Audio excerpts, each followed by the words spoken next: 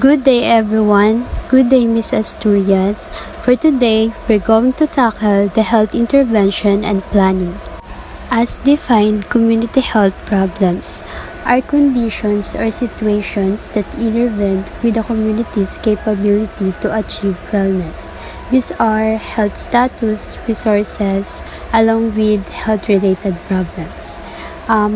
With the health status, resources, and health-related problems, we're able to achieve wellness with practicing healthy habits on a daily basis to attain better physical and mental health outcomes. Schemes in Stating Community Diagnosis, FEMORCA 2013. A problem classification scheme is to provide structured terms and system of cues and clues for a standardized assessment of individuals, families, and communities. It also helps practitioners to collect, sort, document, classify, analyze, retrieve, and communicate health-related needs and strengths. Everyone here knows NANDA, right? Now known as NANDA International, but earlier known as the North American Nursing Diagnosis Association.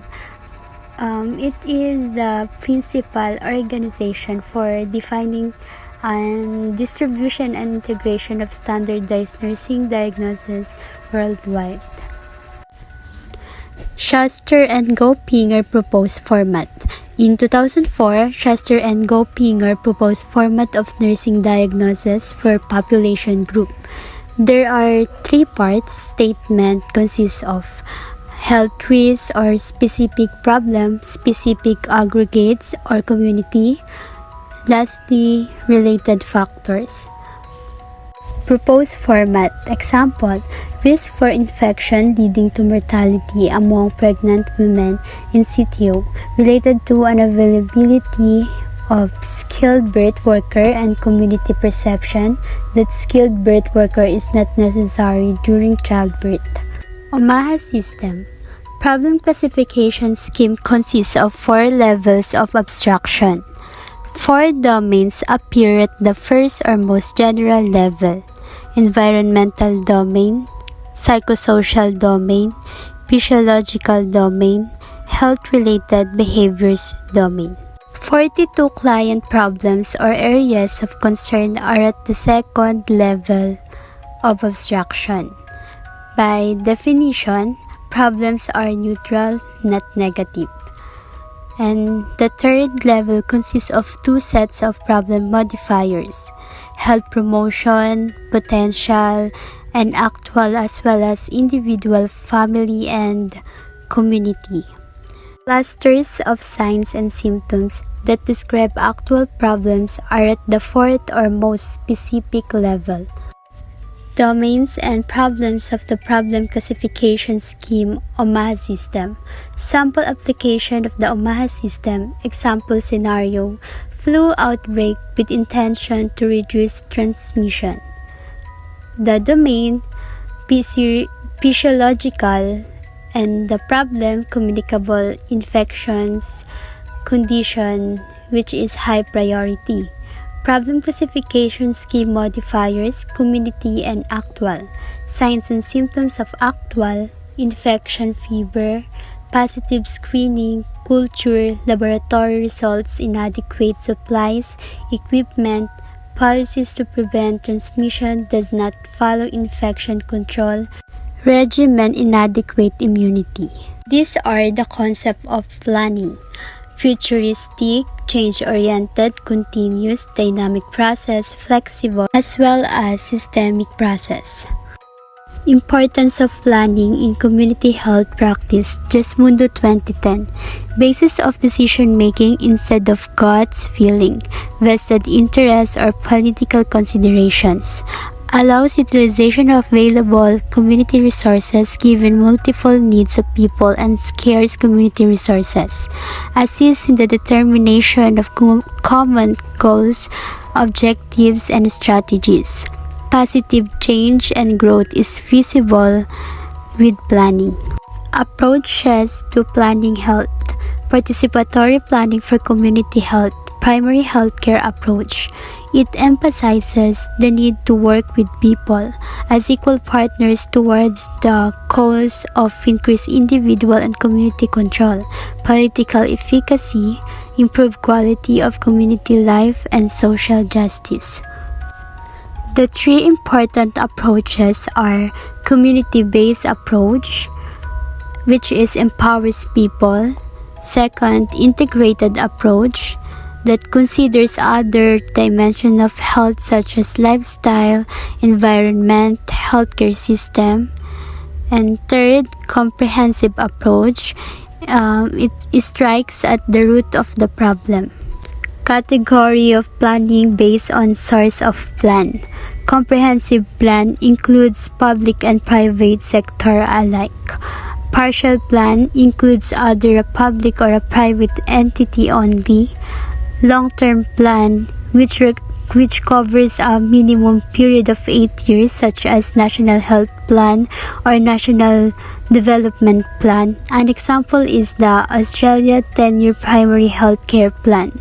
Medium-term plan spans in a period of 4 to 7 years, such as the Third Medium-Term Plan (MTP3) 2018-2022 of Kenya, or the Medium-Term Philippine Development Plan. Short-term plan consists of 1 or 2 year plans such as a yearly budgetary health plan. Indicative planning when it is used only as a guide but not binding. Prescriptive planning is when it is accepted and implemented as approved. Year plans such as a yearly budgetary health plan. Indicative planning when it is used only as a guide but not binding. Prescriptive planning is when it is accepted and implemented as approved by the organization. Types of plans. Strategic plan. This is a long-term plan that extends about 3 to 5 years. This is usually accomplished by manager of an organization after a review their SWOT analysis, strength, weakness, opportunities, threats, mission, and goals. Operational plan, a short-range plan that is usually less than 3 years. It usually deals with the routine activities of an organization. Example, a system of recording, ITR and the CHCs. Program plan, it entails a course and set of action toward improvement of identified health problem. It has a broader scope, more diverse, and is bigger in magnitude in comparison to a project plan. It consists of an organized set of activities, project, processes, or service which aims for the realization of a certain objective. Program planning. Program deals with the design of strategy for the achievement of a given health policy objectives. It is a type of plan that is concerned with courses of action for the resolution or improvement of a specific health problem. Did you know this program is also synonymous to a very big project? In the composite of one big project, Tresmundo 2010. Types of program. Program for direction, coordination, and management. This refers to program to formulate policies, program and project to direct, coordinate and control activities, and to provide informational and administrative support. Personnel, finance, logistic, legal service. Program for health system infrastructure. Comprise a program for planning and development of a basic health facility network, health manpower, policies and training, health education, and public information. Technology program, providing functional support like infrastructure development, human resources development, health information, accounting, and budgeting. Step in program planning. Number 1, organizing a planning group of 5 to 10 people but not more than 12 with specific tasks. Number 2, formulating goals. Number 3, identification of strategies. 4, determining activities. 5, estimating resources or include list of manpower, materials, and financial resources that are needed. 6, assessing effect of the program or develop an evaluation scheme. The planning cycle. Citation and analysis. Where are we now? Where are we now? Involve processes of collecting, synthesizing, analyzing, and interpreting information in a manner that provides a clear picture of the health status of the community. It brings out the health problem of the community. Goal and objective. Setting. Where do we want to go? Where do we want to go? It's a process that formulates the goal and objective of the health program and nursing strategies. Goal is the desire and objective are more precise, aligned priorities among objective, strategies and activity setting. How do we get there? Implementing community health intervention. Entire process is directed to enhance community capabilities in dealing with health problems. PHN goal is to facilitate process and not directly implement planned intervention or requires common understanding of set goals and objective or entails coordination of intervention with community and health teams as well with other sectors. Developing an evaluation plan. How do we know we are there? Implementing community health intervention requires common understanding of set goals and objectives. Entails coordination of intervention with community and health teams as well with other sectors. Structure evaluations involves looking in the manpower and physical resources of the agency responsible for community health interventions. Processes evaluations. Examining the manner by which assessment, diagnosis, planning, information, and evaluation were undertaken. Outcomes evaluation, determining the degree of attainment of goal and objective. Ongoing evaluation or monitoring, done during implementation to provide feedback on compliance to the plan as well as on need for change in the plan to improve process and outcome of evaluations. Standard of evaluations. The basis of good evaluation are utility, value of evaluation in terms of usefulness of result. Give insight about strength, weaknesses of plan and manner of its implementations. Evaluation may result in policy change such as budgetary allocations, basis using same community health processes for other community health concern and beneficiary of evaluation is community. Feasibility determines if plan for evaluation is doable or not. Resources include facility, time, expertise for conducting evaluations. Data gathering during evaluation should bring minimal disruptions of everyday activity. Accuracy, validity, and reliability of the result of evaluation begins with accurate documentation while health process is ongoing.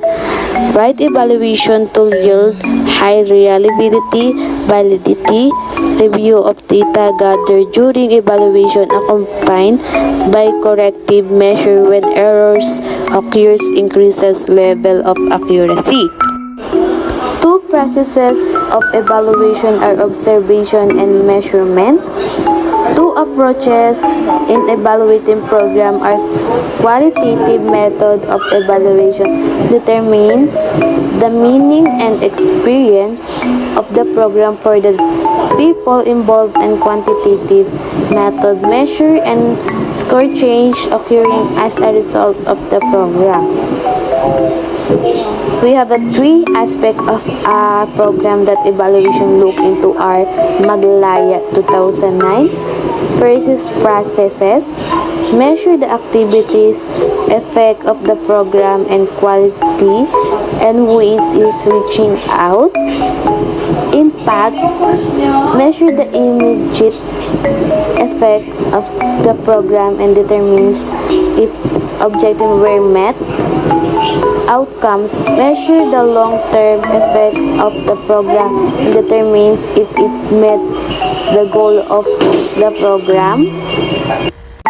Evaluation encompasses reflecting on each previous stage to know the plan's strengths and weaknesses. Processes evaluation. In evaluating include participants' verbal or written feedback, include pH and truth analysis. Processes evaluation, also known as formative evaluations, allow one to gauge both positive and negative aspects of each experience honestly and expansively, and whether the desired outcomes were achievements. Product evaluation. Product evaluations is summative and can comprise of end of interventions, survey plus other tools that ensure whether objectives have been met.